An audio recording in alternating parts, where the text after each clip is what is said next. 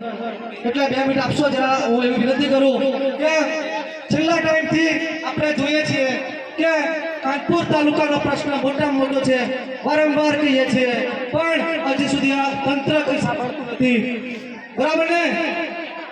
આપણે જોઈએ છીએ કે એક જિલ્લા પંચાયતની સીટ જોઈએ તો આપણે આદિવાસીની ફાળવામાં આવે ઉપરની, પણ આપણો આદિવાસી કાનપુરના બિલોને સૈનિકમાં જવું હોય, ફોરેસ્ટમાં જવું હોય, પોસ્ટ ઓફિસમાં જવું હોય, ક્લાર્ક બનવું હોય તો એ આદિવાસી દાખલો તમને નહીં મળે. એટલે શું અમને નોકર બનાવવા છે તમારે? બરાબર. એટલે આ તંત્રને પણ આપણે કહેવું છે કે આપણે કહીએ છીએ કે દેશના મૂળ માલિકો છીએ તો તમે અમને નોકર કેમ બનાવવા માંગો છો?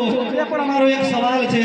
એટલે મારે દરેક વડીલ મિત્રો આદિવાસી સમાજને મારે કહેવું છે કે આપણે વિદેશી આપણે જે જોઈએ છીએ કે જે અન્ય સમુદાયો કરે છે એના કરતાં આપણે અલગ રીતે જીવન પહેરવેશ, બોલી, સંસ્કૃતિ અને આપણે જાગૃતિ લાવવાની છે. એટલે દરેક સૌને વડીલ મિત્રો મારી વિનંતી કે આપણે આ તહેવાર આ રીતે કાનપુરનો જે એકતા દેખાય છે દર વર્ષે આ રીતે ઉજવાય અને આપણે બધા ભેગા થઈએ અને તન મન ધનથી આપણે આ 9મી ઓગસ્ટ ઉજવે એવી સૌને મારી વિનંતી છે.